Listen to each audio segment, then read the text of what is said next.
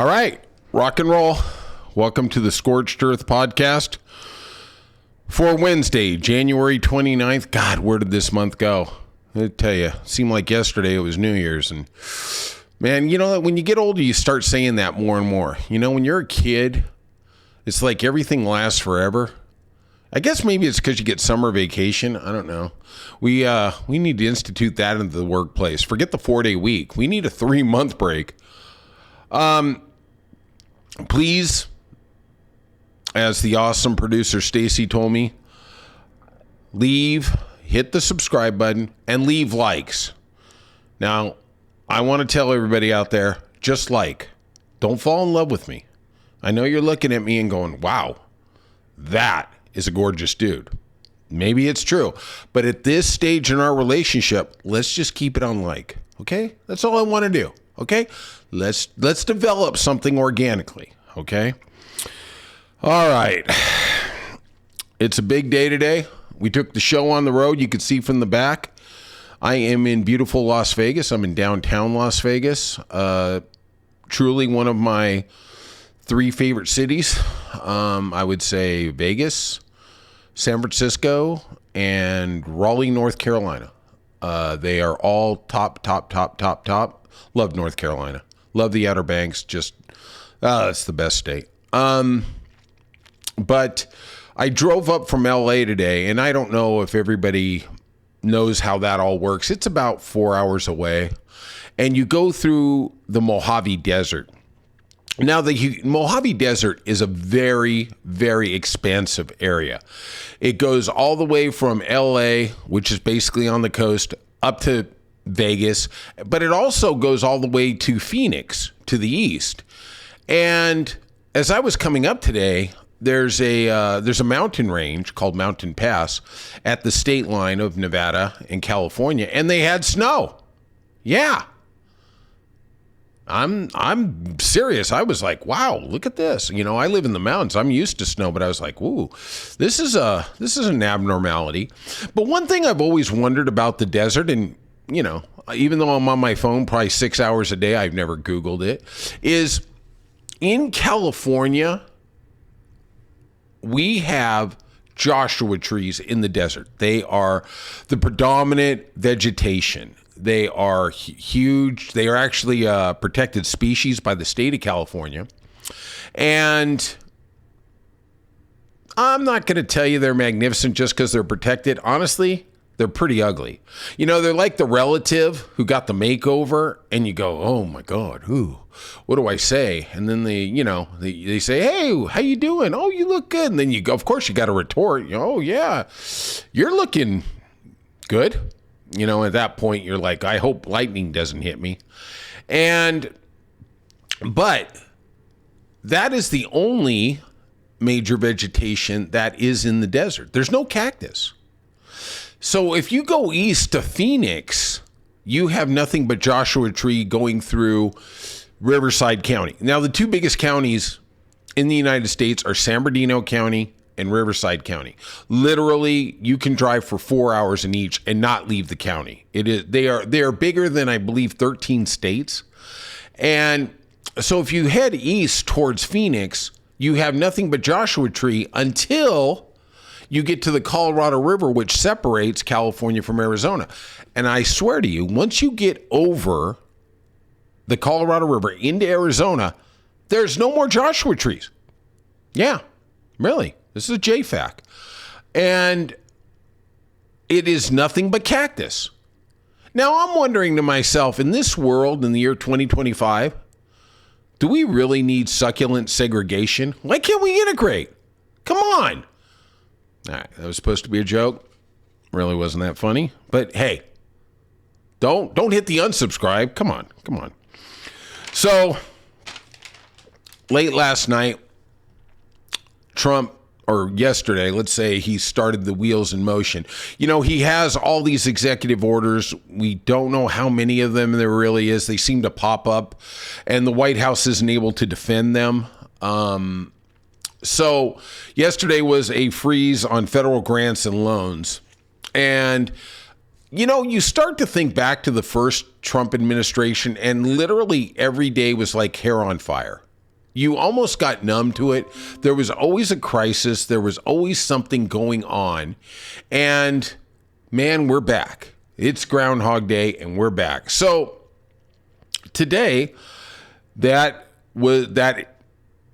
executive action was made public, and immediately 14 states and the District of Columbia ran to court, and they got an injunction from federal judge Lorraine Atkin, and it came minutes before they were scheduled to stop all the money. Now, I don't think, and I'm pretty sure about this, the Trump administration really didn't understand what they were doing. This was one of those eye candy things of we're going to cut wasteful government, blah, blah, blah. But there was many entities that are still flummoxed about what their status is.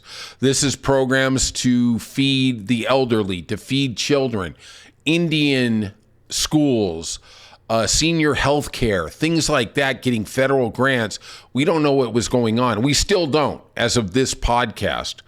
David Smith, who's the representative of the Shawnee Mission School District in Kansas, said it hit them basically like a ton of bricks.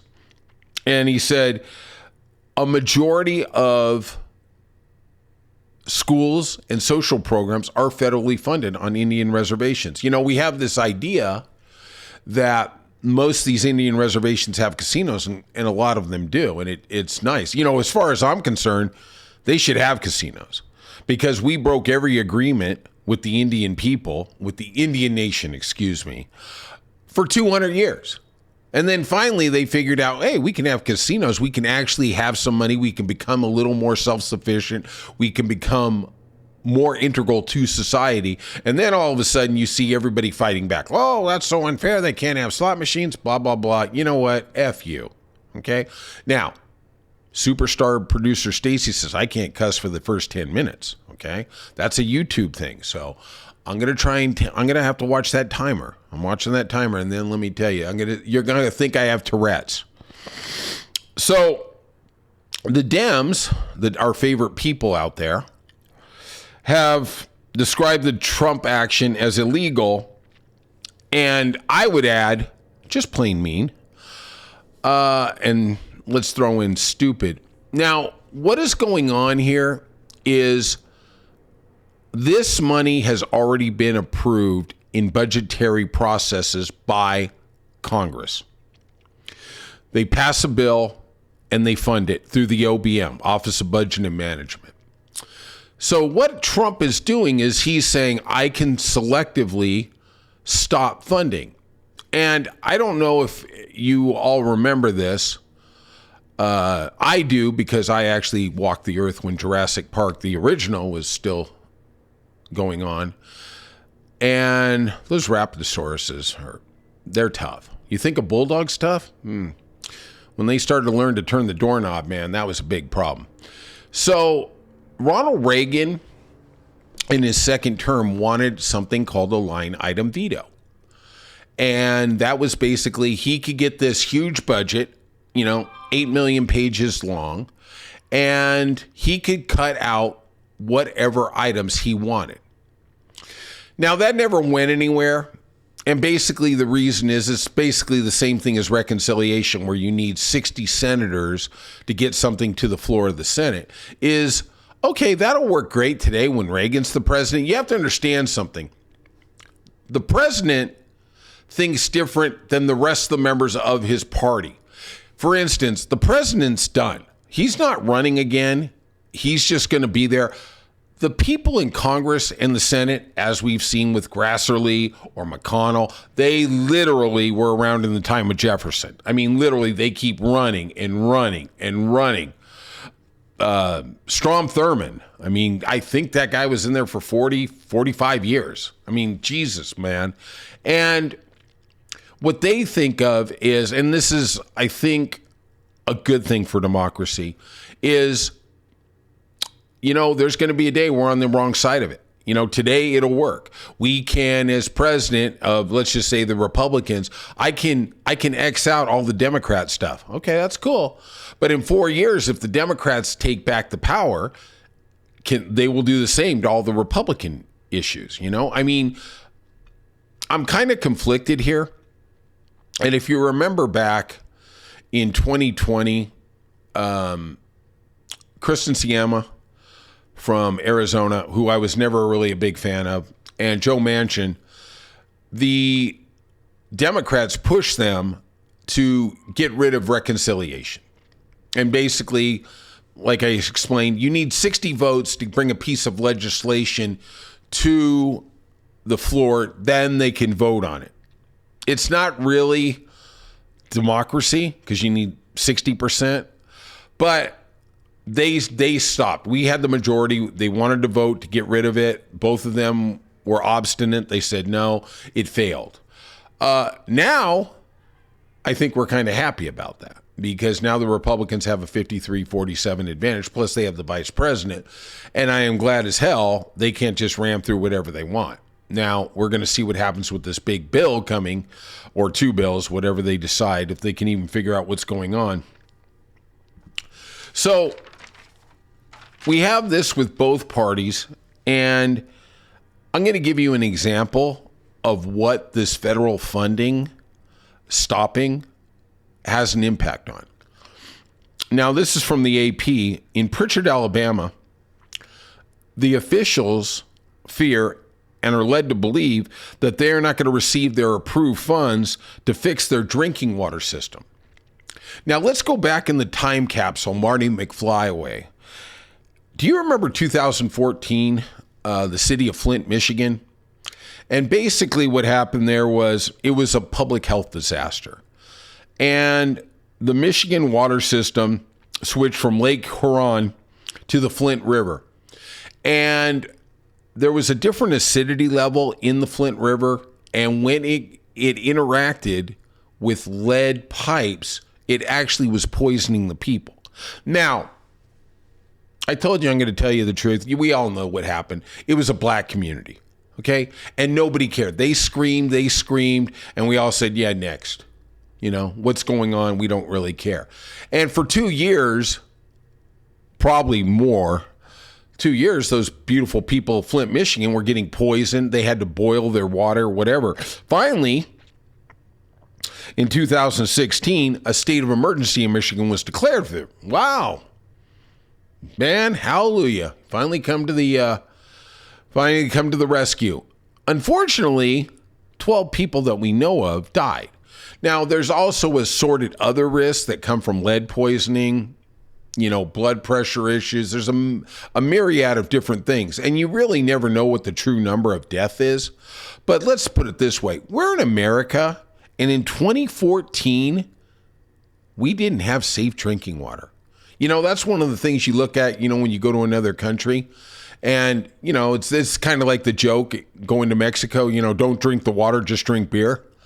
You know, there is so many things in terms of public health, public education, that we are the greatest country in the world. Make no mistake about it. But there is room for improvement. Now, I will say this, and I'm no fan of Trump. He's trying something different. And I do agree with the phrase insanity is doing the same thing over and over and expecting different results. Now, I don't think many of the things he's trying are going to be effective. I think they're going to be counterproductive, but it's opening our mind to new things. And there is areas of government that can be more efficient, right? I think all the Democrats agree with it. We're not saying just keep the bloat, but we need to do some studies. They are just taking a hatchet. You know, it's like your little kitty cat gets a hurt boo-boo and you decide, well, I'm just going to amputate the leg. Well, we got to figure out what's going on with little boo-boo kitty and see what's going on with the paw. All right? Hey, that's a shout out for the Toasties, okay? So the federal government really does matter in these things. This isn't a state's issue. The federal government needs to lead us as a people and protect us as a people. I'm getting tired of this narrative, especially in this administration, that we're all on our own. You know, like, hey, we've covered you for 250 years. Hey, man, good luck. Good luck, man. You're on your own. You know, one of the other things is and maybe I'm getting a little more of that Alzheimer's dementia, but I don't remember these kind of crises going under Biden. You know, I remember that little saying back in 2009, 2010, when Obama was transforming the government and healthcare in such a wonderful way. And the pushback from the Tea Party was, I'm sure you remember those ads, was, do you miss Bush yet? Do you miss Bush yet? Maybe we should start running those ads for Biden. You know, I mean, we didn't have that chaos. Now, look, I'm not saying I agreed with everything he did. You know, I think there was issues at the border, but I think fundamentally he restored the process of having an effective and efficient and a government by the people. The government that's going on right now with Trump, this is literally the king giving out edicts and expecting everybody to toe the line. Well, there's processes. He's not adhering to the process of the budget that's given to him by Congress. Congress, no matter what he wants to think, holds the budget.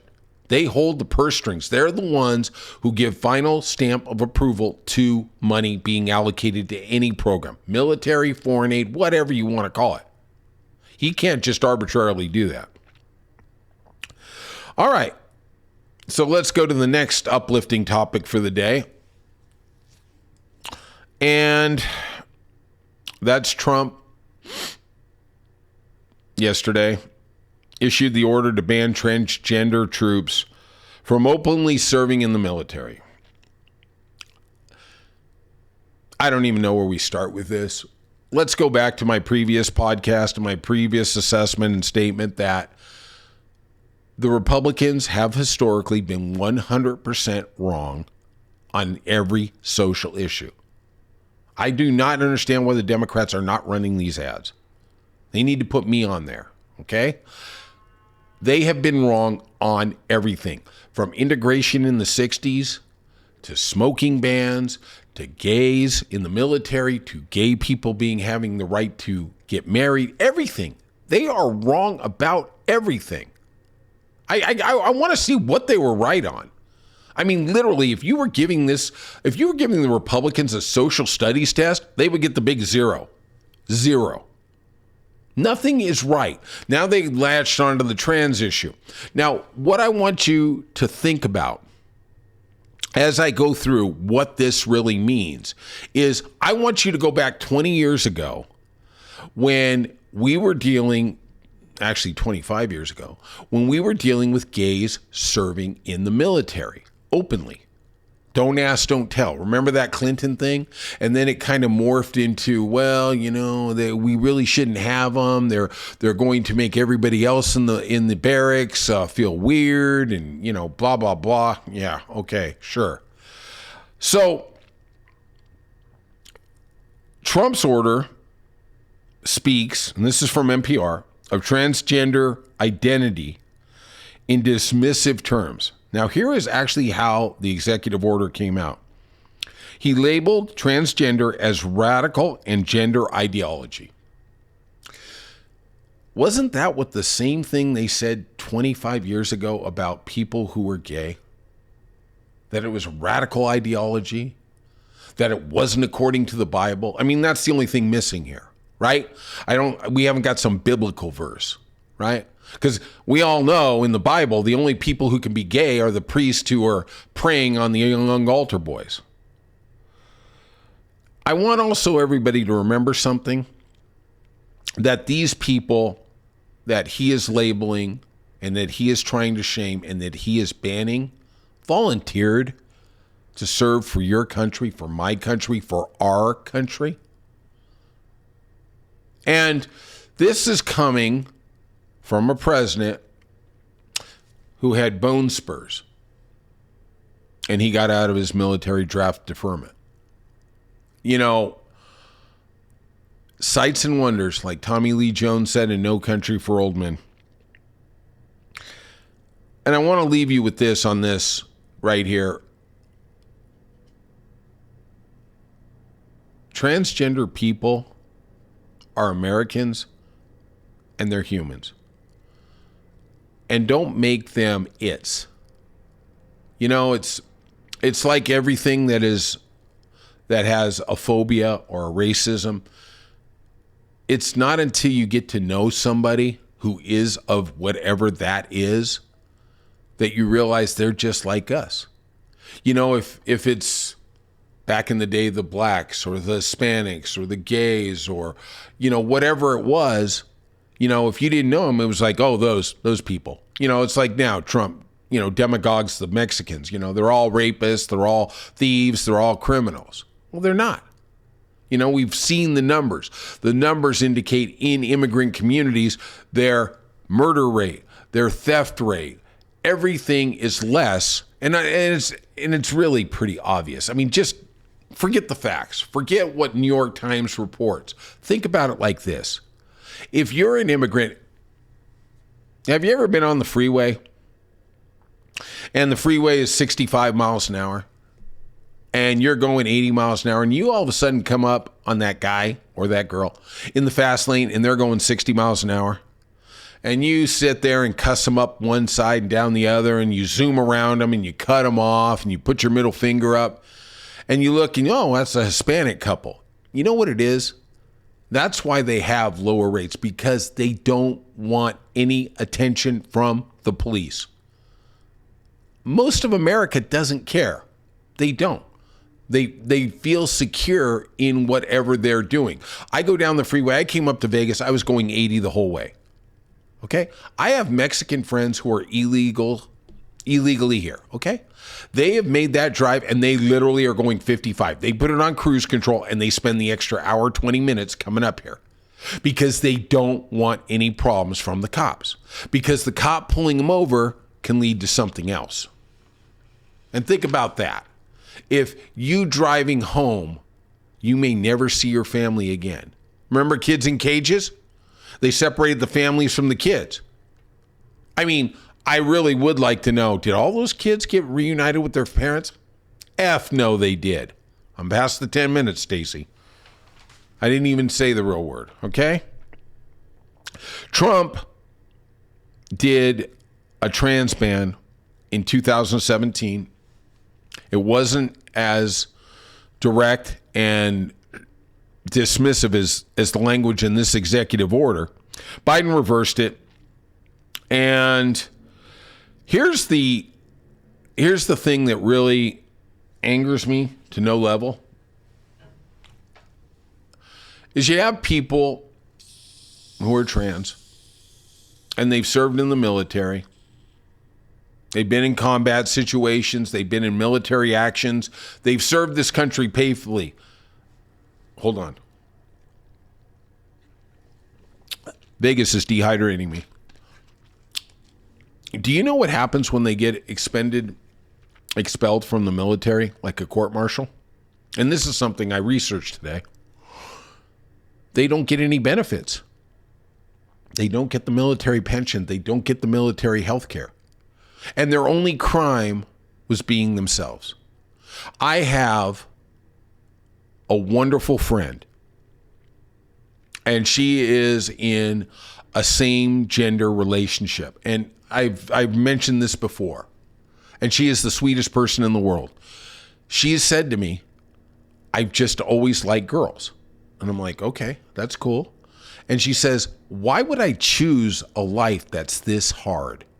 And it's the same thing for trans people. Look, at the end of the day, if they want to identify as a dog, cat, tree, rock, if it's, like I've said multiple times here on this platform, if it saves one or two of them from killing themselves because they feel so ostracized, they feel so shamed by society and its hateful people, I say, who cares? Let them live. You know, I thought every life mattered, right? Guess not. So I'm gonna end up with Tuesday night. We got Carolyn Kennedy, the daughter of Robert F. Kennedy, who was assassinated in 1968, and she is the cousin of Robert Kennedy, who's being nominated under confirmation hearings this week for Secretary of Health and Human Services. And it came up to me. I'm thinking to myself, do all the Kennedy men name their boys Robert or John? I mean, wow. Isn't there any other names? I mean, I started getting confused. I was looking at Robert Kennedy and Robert Kennedy. I mean, obviously with my low intellect, I get confused rather frequently. But boy, that was a stumper, right? I didn't even know what was going on. So Carolyn Kennedy came out with a video she posted, and she urged the Senate to reject his nomination for the head of the HHS. And her statement was, this is according to NPR and the video, he lacks any relevant government financial management or medical experience. His views on vaccines are dangerous and willfully misinformed. Boy, I can't wait for that family barbecue on 4th of July. That's going to be something else. Now, here's a couple of the things from the Robert Kennedy School of Medicine. He's claimed vaccines cause autism. And I want to get back to that in a second. The scientific community at large worries that he will not take the bird flu seriously. And we're seeing data coming in that the bird flu may be a little more than just an aberration and a spike. Now, I'm not saying it's a pandemic. I'm not trying to cause a panic, but it does. I want everybody to think when we're dealing with health issues, Trump has pulled us out of the WHO. He says that us paying $500 million a year is unfair because China only pays $39 million. Okay, at the end of the day, we're getting value for that money. Are we going to keep Americans safe? Look, at the end of the day, have you ever bought a car? Or have you ever got a hotel room and you pay $100 and the guy next to you paid $75? All right, it's what it is. I'm still happy with what I got. And I personally think for $500 million, that money's going to research. That's going to scientists. It's going to stop global pandemics. But Trump doesn't think it's efficient enough. All right, COVID part 2, whatever it is, bird flu, whatever. So Robert Kennedy has frequently said that pandemic health measures, now listen to this from COVID, were more restrictive than Hitler's Germany. Yeah, okay. He once said at a public conference in Atlanta, saying that at least you could hide in an attic like Anne Frank. Okay. I don't even know where you go with that sentence. I'm going to bring up one more statement by him, and this comes from the New Yorker. He talks about the NIH and the American scientific community with respect to AIDS. He says HIV does not cause AIDS. Just try and get your head around that. Yeah. Okay. He says they were doing phony, crooked studies to develop a cure that killed people without really being able to understand what HIV was, and pumping up fear about it constantly, not really understanding whether it was causing AIDS. You know, it's kind of like climate change. 98%, 99% of all the scientists in the world say that climate change is happening. I think it's even higher in AIDS. 99% of scientists and doctors say that HIV causes AIDS. It is the cause. Robert Kennedy is floating things that drug addiction are part of the cause. Right. This is the guy on heroin for 14 years. Why couldn't he get HIV? And finally, I want to ask a question, and I'd really like to know in the comments what you think about this. You know, we live in a time where the right is very anti-vaccine. Okay, they're very adamant about the COVID vaccine, even though Trump developed it. They said it was too quick. Okay, whatever they say. But what I'm wondering is, I don't know if you remember back in the shows like 2005, 2008, and you'd see the weekend talk shows and all the celebrities on there, Jenny McCarthy, Jada Pinkett Smith, were talking. They were the anti-vaxxers. The liberals on the left were the anti-vaxxers. And maybe that's where Robert Kennedy got his from. I don't know. I think it might have been from whale blubber or, the bear he killed in Central Park. But I wonder how we got from that place of the far left was anti-vaccine to now the far right is.